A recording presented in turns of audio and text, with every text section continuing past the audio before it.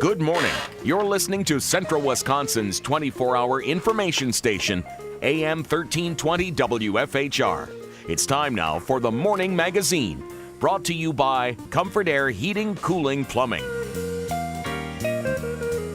Now, with the Morning Magazine, here's Carl Hilke. Thank you, Jerry, and good morning, everyone, and welcome to today's show on AM 1320 and also on the web at WFHR.com. It's time for our monthly visit with Wood County Board Chairman Lance Pliml. Good morning, sir. Good morning, Carl. Thanks for Get having that me. microphone a little closer to you. And There stick you it right in my mouth. There we go. Can you hear me now? Oh, yes, I can Okay. hear you loud and clear.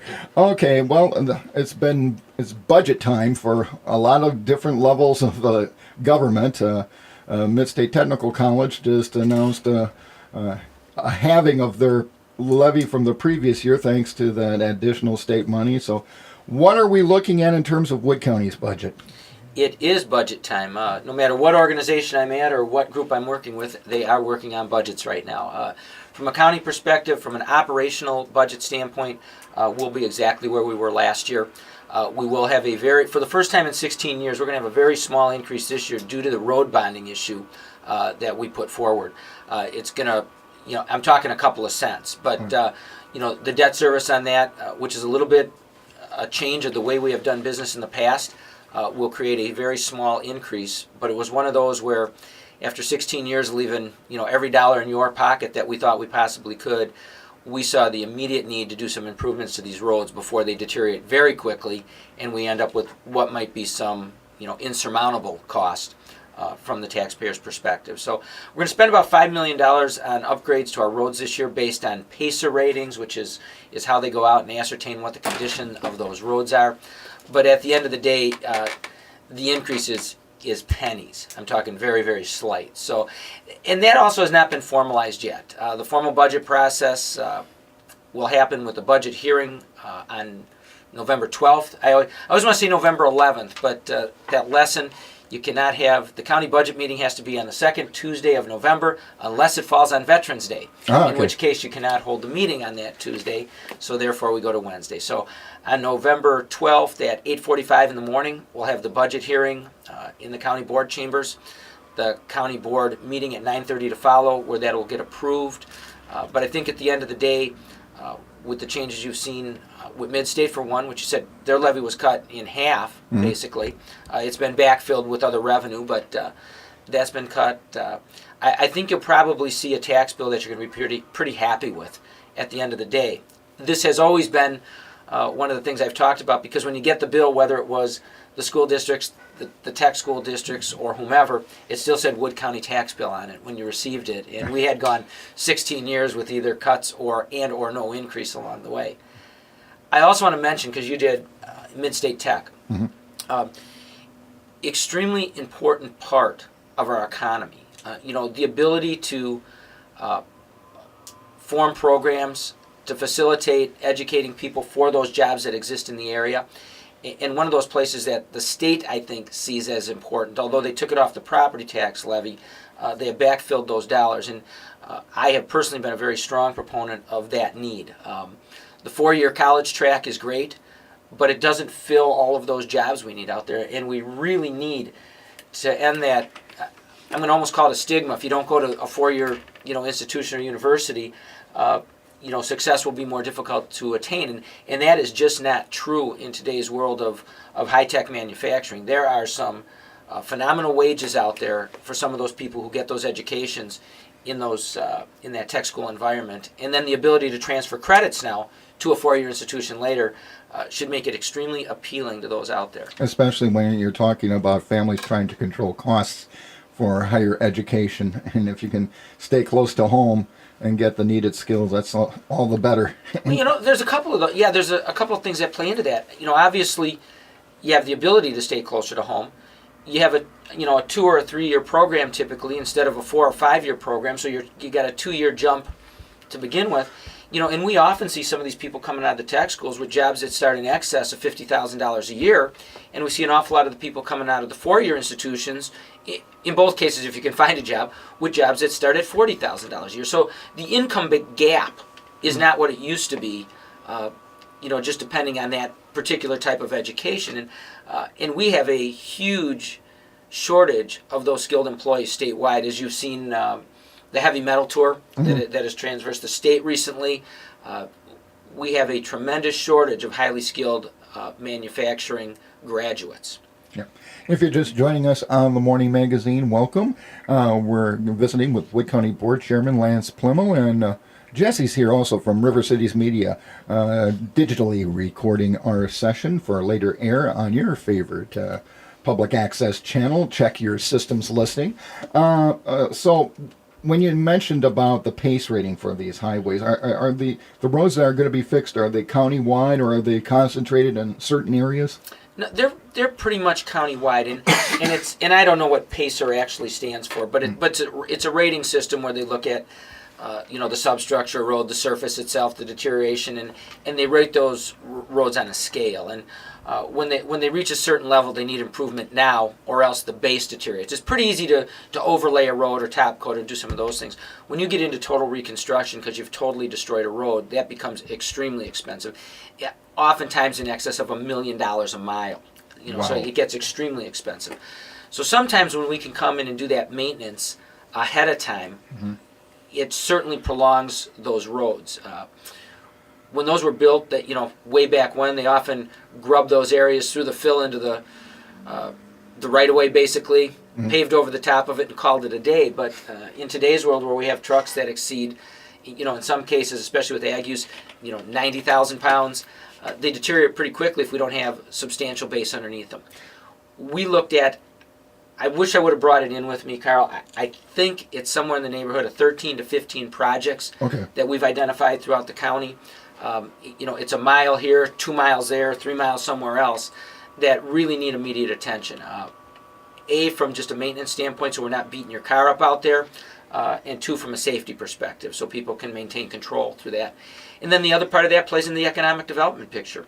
It's somewhat of a maintain it and or build it and they will come mentality. Sure. And if you're beating up the equipment, if you don't have adequate both transportation or communication infrastructure, you're passed over very quickly in today's world as people look to site businesses. I think we also should point out none of the projects that we're talking about have anything to do with frac sand mining. That's a separate Yeah, absolutely. We have road agreements with the frac sand processors in our area where they pay for the specific damages that they do above and beyond the customary and ordinary wear and tear that would occur. And those monies are segregated. They're in accounts that are to be used only for those improvements when they need to be done. So, they're on a pay-as-you-go system, so to speak, and none of these involve, or none of these dollars involve those roads. Okay. Now, in terms of the winter that is approaching, I know we don't like to think about it, but I've already been reading stories about what road salt's going to cost this winter. What's the situation for Wood County after the tough winter we had last year? Well, it was a tough one. From what I've heard, we're going to have another tough one. If I believe in the long-range forecast and or the Farmer's Almanac, either one or both. We've tried to make preparation for that. For years, we ran budgets that I would call not necessarily realistic and always tapped into contingency money, which by the way is money we set aside for emergencies. It's part of that budget process. But we saw that we needed to get a lot more realistic with long-term plowing, salting, and those types of issues. So over the last number of years, we've increased that budget somewhat significantly. I don't think we'll see a salt shortage this year. Little different story. I really don't think we'll see a propane shortage, which certainly affected some of the residents in the area last year. Some of that is provided that the Great Lakes don't freeze over in their entirety again this year, which makes delivery of that into the port somewhat difficult. But I think we're in pretty good shape, and we have shaped our budgets to meet those needs. And I'm going to give you a little bit of an example. Even in today's world, our tax rate in Wood County is probably 15 to 20% less than it was at its peak. Our total levy is down about $20 million or more from where it was at its peak. Total employees down from in excess of 900 to in the neighborhood of 650 over that time. And I think we've done that without cutting services. Some of those have been through attrition, and part of it is the economy of scale that we've gained through regionalization. The consortiums that we have set up with other counties that allow us to provide services on a more regional basis. that's another thing that I think you will see continue as time goes on. Other areas of the budget that you'd like to highlight this morning? Any new initiatives being attempted, or any experiments, as it were? That's a really interesting question. When we get to the end of the day and we're looking at your dollars out there, typically we get to budget time and we say, how do we cut that last $1 million we have to cut to come in and make budget? Well, this year we were in a position where we did not see a decrease in equalized value for the first time in a while. We didn't see a real big increase. I believe it was right around 1%. But at the end of the day, we said there's a couple of dollars here that we can do things with. We can do program improvement. Obviously, we could return it in the form of, tax rate cut or a lower mill rate. We don't have a lot of new programs going on. We did have some waiting lists in our human services area. Some families that were really being affected by the lack of respite care. Okay. And we have allocated some money to try to eliminate those waiting lists, to provide some of that respite care so we can keep those individuals, those children in those homes. Sometimes all a parent needs is a little bit of a break or a caregiver, and they're perfectly and adequately prepared to provide that care. But if you've been in one of those situations where you provide care 24/7, 365 days a year on end, at some point in time you need a break. And we had a waiting list to provide those services. We're going to make an attempt to eliminate that this year. We've looked at some efficiencies in our HR office, where we very well may employ a full-time recruiter. We want to be the premier employer in the area. We don't want to have open positions because that creates overtime in a number of areas, and we've looked at some of those costs and thought that we're probably driving somewhere near $200,000 of additional costs that we might be able to cut in half by actually adding a position in this particular case. So we're looking at that possibility. Other than that, it's pretty much status quo. There's a couple of areas that I think that we will need to look at in the future, and I think this is a really good time to mention this. One is our drug court. Mm-hmm. I've heard about that. They had a great article in the paper the other day. It's been an extremely successful program. It has saved us pretty close to $1 million in jail bed days and the costs associated. It has returned people as productive members of society. In the long run, 10, 20 years down the road, we'll see how this all shakes out. But I know that what we did for the last 10, 20, 30, 40 years didn't work. So doing the same thing over and over again was, the definition of insanity. So, we've tried something different. We've had some great success stories because it not only impacts our judicial system, our jails, it impacts social services and all the other ancillary services that we provide that go along with families of those who have those needs. So drug court's been successful, and I think at some point the state will probably wean us off some of the dollars that they have provided in the pilot programs. We were one of the pilot programs and one of the most successful programs in the state. I think you're going to see that something that will eventually end up on our tax levy at some point in time. But again, I think it's dollars well spent.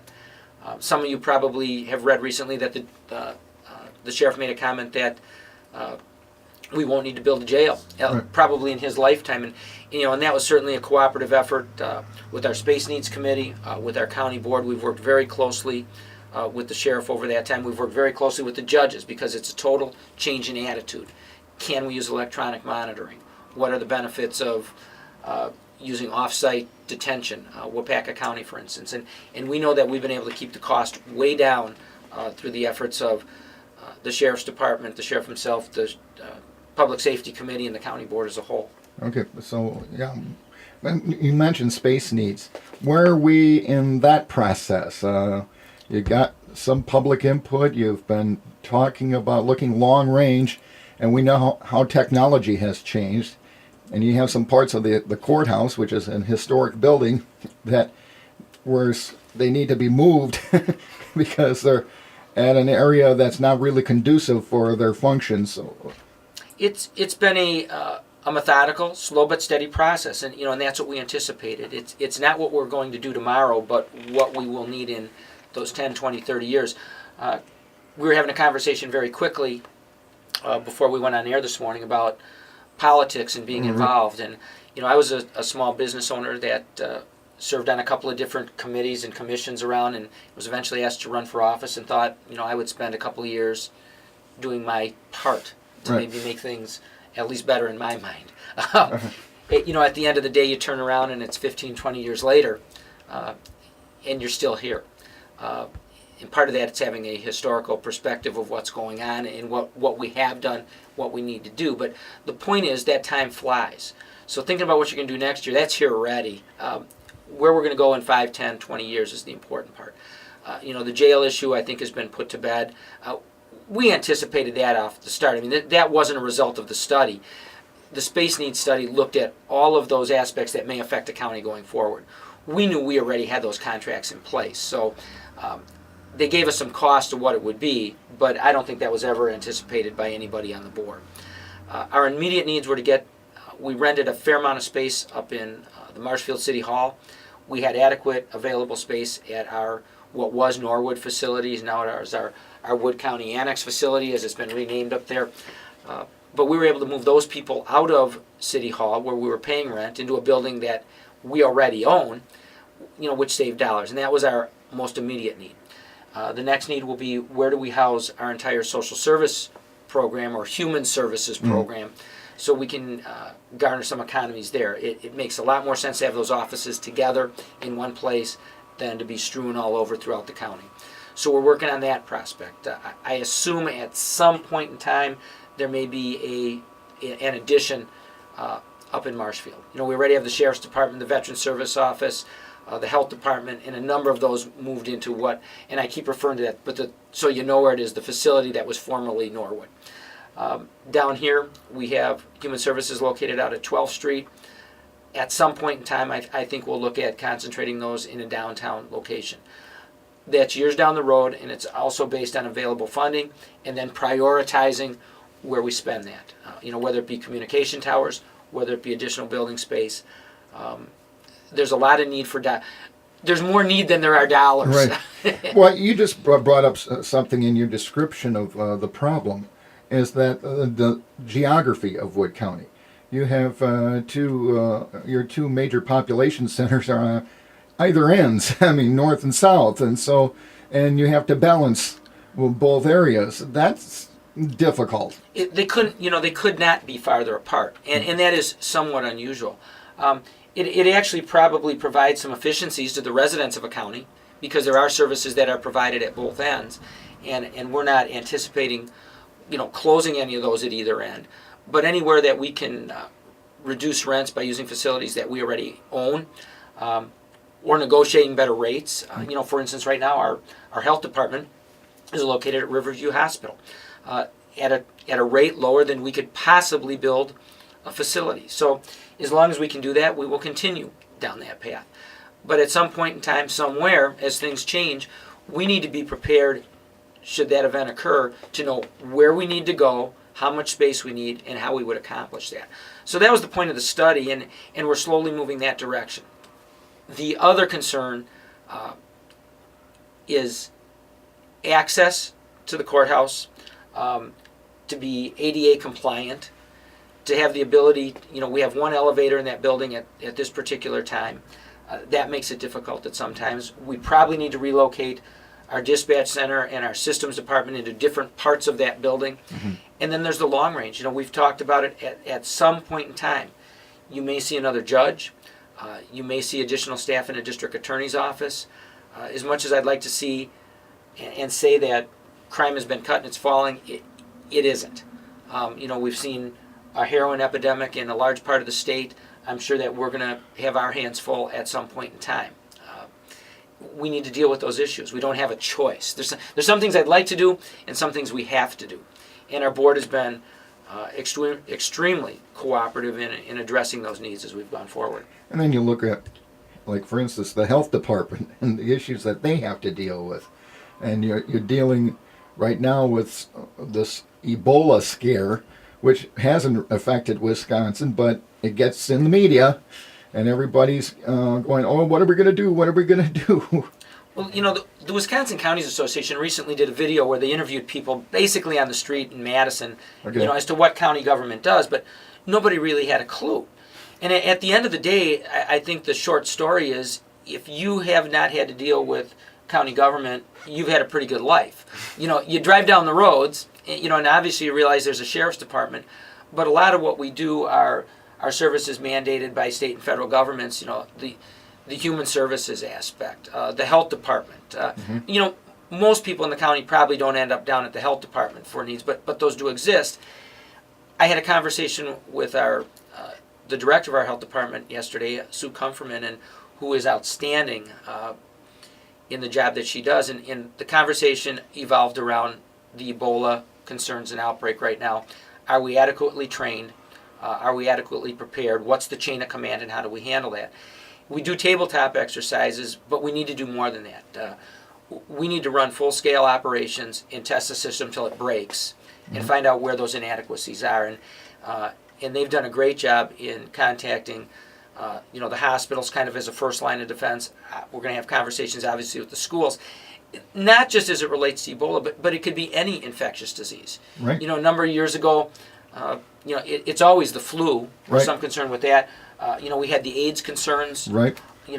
At a higher level, way back in the 80s, early 90s.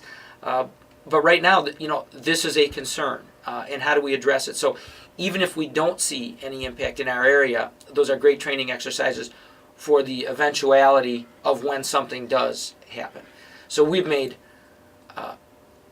are in that process right now, making sure we're ready should that situation occur. It's the case of preparing for the worst and just hoping that it stays away because you need to be prepared. I mean, if something were to happen, you want to be ready and know that you can deal with it. Yeah, I find it mind-boggling, that at a federal level, that after it occurs, they say, well, we ought to start thinking about this. And I'm thinking, you got to be kidding me. When we look about, you talk about travel bans, and you're right, you can't stop everybody. But where this outbreak occurred, people tended to live in their own village, not travel great distances in any particular direction. In this country, just look at the single case that we had with the healthcare worker who called 3 times, got on an airplane with probably 150 other people, who probably had connecting flights that touched another 5, 6, 7, 800 people, who then went to the school to teach the next day. It's not contained in a little village. And the point is, we need to be prepared at all levels, and we have to have in place that chain of command and that structure should we have a problem. And I can tell you, it isn't like we just started working on this.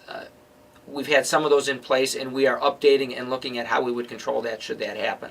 Okay, as we head into going from the fall into the winter recreation season, it was a great summer for Wood County, I understand, in terms of the parks, and I'm sure people are going to be using them this weekend with for this little bit of Indian summer. Tourism's huge, Carl. $17 billion industry in the state, about $157 million of tourism impact in Wood County. A big part of that as a result of our county park system, trail systems, with snowmobiles, working on ATV routes right now that would traverse the county.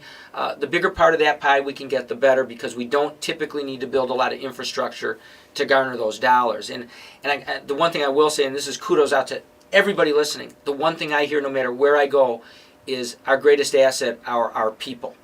And what a friendly area we are. So I want to thank you for that when we have visitors in town. I've heard that as well. And so keep it up, gang. When you see a visitor, make them feel welcome. Who knows? They might be a business person that decides, I don't just want to visit here. I'd like to live here. We look at that with every one of those people, whether they're here for soccer, softball, the water ski tournament, hogs the bogs, you name it. If they're coming through town, they're a potential business owner. Okay. Well, Lance, as always, we appreciate the update and a good tutorial on the budget and what county government does do.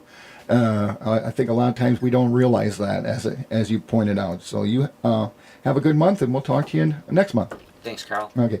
Wood County Board Chairman Lance Pliml, wrapping up part 1 of this edition of the Morning Magazine. As always, it's brought to you by Comfort Air.